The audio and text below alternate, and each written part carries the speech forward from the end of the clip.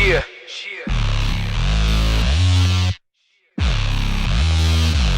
Seattle stand out.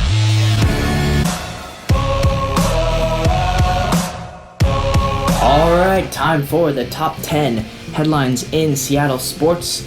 This is a new segment we're going to be doing every Friday.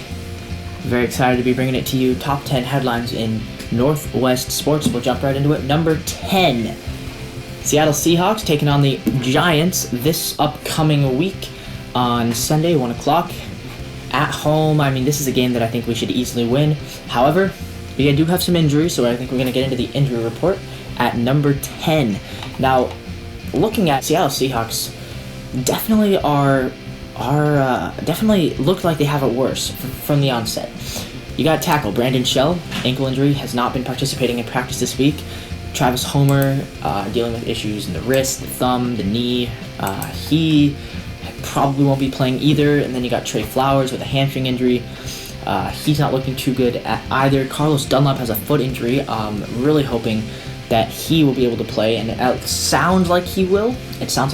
But certainly has to be reason for some concern there. And then Dwayne Brown, another guy who's been dealing with minor injuries all year. He's got knee issues, and then running back Carlos Hyde as well with a toe problem. Then you got limited in practice Jordan Simmons with a calf injury. Then you got another guard, Kyle Fuller, dealing with an ankle issue. Running back Chris Carson, we're assuming he will be playing, but he was limited with a foot injury.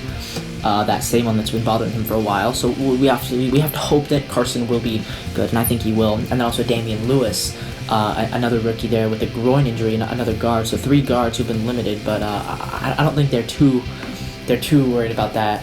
And then good to see that full participation: Tyler Lockett, Benson Mayowa, Freddie Swain, Jamal Adams, Jacob Hollister, David Morris, DJ Reed, Shaquille Griffin, and Mikey Potty. So that's huge that none of those players are dealing with anything that much of a concern. They've been full participation even with lingering injuries. So we'll go over to the Giants. Only 2 players that have not been participating in practice this week, but one of them, most significantly, Daniel Jones. The team, they still are holding out hope that he will be able to start for them, but it looks like it's going to be Colt McCoy going against us. Also, linebacker Cam Brown, he's out with an illness. And then limited participation, Nate Ebner, David Mayo, and here's the big news though. Sterling Shepard and Darius Slayton both dealing with shoulder and foot injuries. If those 2 guys can't play, the Giants will be depleted. It'll be Golden Tate and Colt McCoy and Wayne Gallman, and that's it. It wraps up number 10. Coming in at number 9 headline in Northwest sports. Check out a sport that we don't talk about that much. Tommy Ford, however, is flying high. The number 1 ranked United States men's alpine skier. He is from Bend, Oregon, so just down south in Bend. Grew up skiing in the Cascade Mountains, mostly in Mount Bachelor. He's going to be competing this weekend in the Santa Caterina Valderva Men's Alpine World Cup. It's the first competition for the Men's Alpine World Cup. That's over in Italy. He's currently ranked at number 33 in the World Cup standings. He'll be going 4th this week. So hopefully Tommy Ford maybe he'll do well and climb up past number 33. Last year was one of his best seasons he's ever had. Currently he is 31 years old. Tommy Ford, been to the Olympics before, won a first major World Cup champion. I think it was 2 years ago when he won his first podium. And he is the top-ranked men's alpine skier in the United States, number 33 in the world right now. You can watch his runs and everybody else's on the Olympic Channel or on Peacock Premium tomorrow. Now coming in at number 8 on the top 10 Seattle sports headlines. The Seattle Mariners have signed Sam Travis to a 1-year minor league contract invite to spring training. Sam Travis, not that big of a deal, but the Mariners have not had any real news for a long time. It's ever since the Kendall Graveman signing, they haven't done anything. So we have finally signing Sam Travis, an outfielder / first baseman, so he's sort of a utility guy. 2014 second-round draft pick to the Red Sox. He was once considered to be a great prospect. The Red Sox thought he could be a great contributor to their team. He was very solid in the minor leagues for them. However, that success did not really translate to the major leagues. Look at his major league stats, 2017-2019. he hit just 230, and on-base percentage was a very below average 288, so that's not very good, and the power ranking, the powers just isn't there. Only 7 home runs. Of course, only had 278 plate appearances. So I guess if you look at it from a full season, he would probably have averaged like maybe 15 home runs in a full season. Last year, Red Sox ended up getting rid of him. He spent the year in the Rangers minor leagues, but he didn't actually play at all because, of course, the minor leagues shut down. So he was just kind of working out with the Rangers. Now, 27 years old. I mean, it kind of reminds me of the Phillip Ervin signing last year. It's a guy who used to be considered to be a high level prospect, and he kind of just fell off a cliff. Minor league success just never translated, and now we've got him. I highly doubt he'll be a starter. I mean, when you look at the team, I feel like there's about 6 utility guys that we really like and really want to have on the team, like Dylan Moore and Shed Long, I think, who we're going to give another chance to. Sam Haggerty looks great. Tim Lopes, of course, and then also Marmolejos, who I think we really want to have as like a DH outfielder, and also Ty France. So, I mean, that's 6 guys right there who are all utility guys who I all think are going to be on the roster, as well as Kyle Lewis, the catchers, Torrens and Tom Murphy, and then as well Kyle Seager, J.P. Crawford, Evan White. So that's 12 offensive players right there, and if Mitch Haniger's healthy, he would be the 13th. And so yeah, I mean, the chances of this man Sam Travis making our roster are very slim. I would also probably rank him behind guys like Jake Fraley and Malik Smith, who will also be competing for spots in the outfield this spring. Probably also behind Phillip Ervin. So I'd say he's probably like 17th as far as chances to make the roster. So he's probably going to be on the Rangers, and if the Rangers play, maybe he'll have another good season. Maybe he gets called up, if some guys are struggling and maybe some injuries there. But I just don't think Sam Travis is making our roster, and probably never will. So this is probably just very inconsequential, but, still a solid signing, solid for depth. All right, let's get into number 7, Brianna Stewart, star player on the Seattle Storm. Now she's playing in Russia on the UMMC Ekaterinburg in FIBA basketball, the Women's Euro League. UMMC ECAT is first in Group C. There's 4 groups. They're in Group C. They're 2-0 as their season has finally gotten underway. Stewart currently 3rd in the team in rebounds, 3rd in points as well, 2nd in assists, 2nd in steals, and 1st in minutes played. So she's playing a large part in her team. She's currently undefeated, just at 2-0, so a small sample size, but doing well in Russia as well. We'll be watching that very closely to see if she can get yet another title.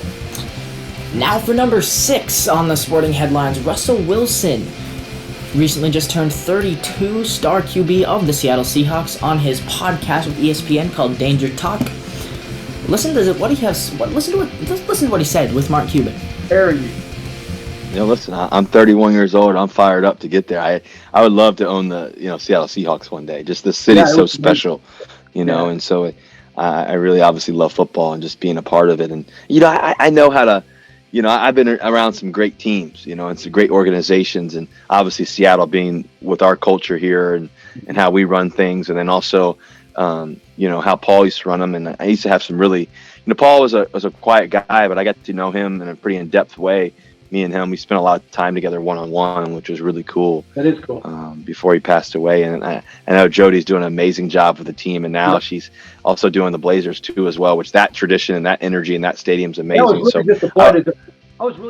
So isn't that something? Russell Wilson says he wants to own the Seahawks. That's what he says to Mark Cuban. I mean, wouldn't that be amazing? Having a lifelong Seattle Seahawks star become the new owner. I mean, I would be all for it.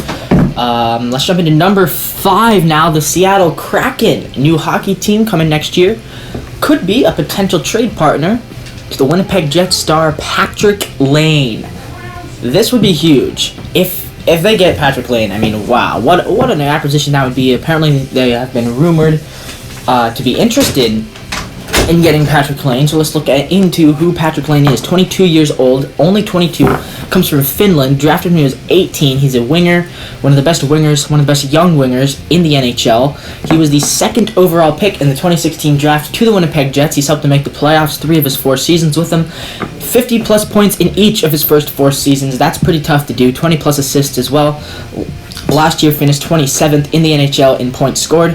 He was the youngest player to ever score a goal in the NHL playoffs. 2017 NHL All-Star, and over the past 4 seasons, he's tied for 7th in points scored. Since he entered the league, tied for 7th, and he's still only 22. I mean, if we got him, Patrick Laine, what a cornerstone that would be to build around our organization. I mean, Patrick Laine seems to me to be an incredible talent, and I don't really follow the Winnipeg Jets all that much, but wow. I would certainly hope that the Kraken could get a player like him on board, because this man's phenomenal, and he's still so young. He could be a cornerstone to build our franchise around for years to come. And if there's one thing about Seattle sports, is that we love to win. All right, number 4, Blazers, Portland Trail Blazers. Their season kicking off pretty soon. NBA.com ranking them at number 5 in the NBA Western Conference. ESPN ranking them number 9 in the Western Conference, but still with a 58% chance of making the playoff. So a couple of news about them. Robert Covington, he's going to be a starter. That's officially been made known. And also Derek Jones Jr. He's going to be starting at small forward over Rodney Hood. That was just announced by the coach a couple of days ago. Derek Jones Jr. New pickup there. So we'll have to hope that he is going to improve the team as well. Then we got the preseason starting off in just a few days. Yeah, December 11th, so a week from now, actually. It'll be against the Sacramento Kings at home, another game on December 13th against the Kings, and then they have 2 more preseason games after that, so we'll be watching those very closely next week. Alright, number 3, Seattle Mariners. Once again, we've got some trade rumors for you. Blake Snell, starting pitcher, former Cy Young Award winner on the Tampa Bay Rays. He is from the Northwest. He has been rumored as a potential trade partner for the Seattle Mariners. Now, it's probably not going to happen, and that's why this isn't higher on the list, because if we were trading for a Cy Young Award winner, that would be definitely number 2, or possibly even number 1, but probably not going to happen, but we've been rumored. Unfortunately, I think what they really want from us is a guy like Jared Kelenic or Julio Rodriguez, and those 2 guys probably just aren't gonna be shipped. I mean, I wouldn't trade them either if I was the GM. But who knows? I mean, if we can get Logan Gilbert off, or George Kirby, one of those 2 young, very talented pitchers. If we trade one of those 2, get Blake Snell, I'd be all for it, because I mean, basically we're just trading a guy who's already an established MLB star for a guy who is hoping to be an MLB star. I mean, I would rather have the guy who's already a star. If you ask me, I would love to have Blake Snell on this team. Eventually, we are going to have to up our starting pitching. Alright, now at number 2, Seattle Seahawks. One more piece of news about them. Josh Gordon, eligible to return for Week 16. We'll have him for the final 2 games of the season and the playoffs. That's assuming he doesn't test positive for any other substances, which of course he could. Now, when he's on the team, he'll probably be our number 4 receiver, maybe our number 3 receiver, but I'm assuming David Moore will still be our number 3, which means Josh Gordon will be our number 4. The problem with him, I mean, he's been suspended 5 times for drug problems. I think he's really trying to get clean. He really wants to be, to get over these drug problems, because he's had some pretty serious addiction issues. You know, he's gone through rehab before, twice, I believe, and the Seahawks want him at full health and at full strength, because when he is at full health, he's a really talented player. I mean, you're watching the highlights right now. I mean, he's an incredible receiver, especially back when he was younger. I mean, who knows what he's going to come out and what he's going to be like, and if he manages to get through. I mean, last year we only got him for the 1 game, which we won, by the way, against the 49ers. It was huge, and then he was suspended once again right after that.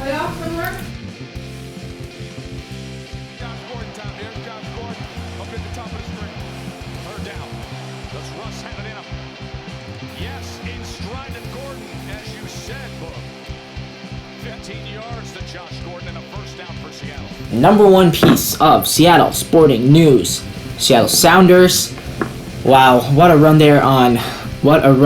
And finally, combined with their win over Dallas FC, and combined with Minnesota United beating off the number 1 seed, which was Sporting Kansas City. Minnesota knocked them off 3-0 last night. Now the Seattle Sounders, those 2 things combined, Seattle Sounders now favored to win the MLS Cup. It would be their 3rd in 5 seasons. The Sounders are, they're incredibly impressive. Favored by 538 to win the MLS Cup once again, and I think they're going to. I mean, they play Minnesota. I believe it's on Monday. Minnesota United, number 4 seeds. Sounders with the number 2, and with Kansas City out of the picture, Seattle has a clear shot now. So definitely there's a chance, and they could be playing the New England Revolution, the team that I also root for the Revolution to win. So I mean, it's gonna be really interesting. If those two teams are meeting in the finals, I would be very happy to watch that matchup. But yeah, Sounders. I mean, it's crazy.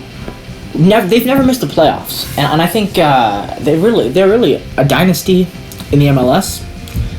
And they're a dynasty in Seattle, and it's a dynasty that I wish they would get talked about more, because, I mean, not very many teams can make the playoffs every single season, and the Sounders, you know, they've been brilliantly successful. They're always winners. The talent that they're able to have every year, and now favored to repeat again. So we'll be hoping for that matchup, the repeat Sounder, the top 10 stories in Northwest sporting news. If you want more content like this, tune in to Northwest Sportscast. Leave a like, leave a comment, share the video, tell everyone about it. We'd love to have you on board.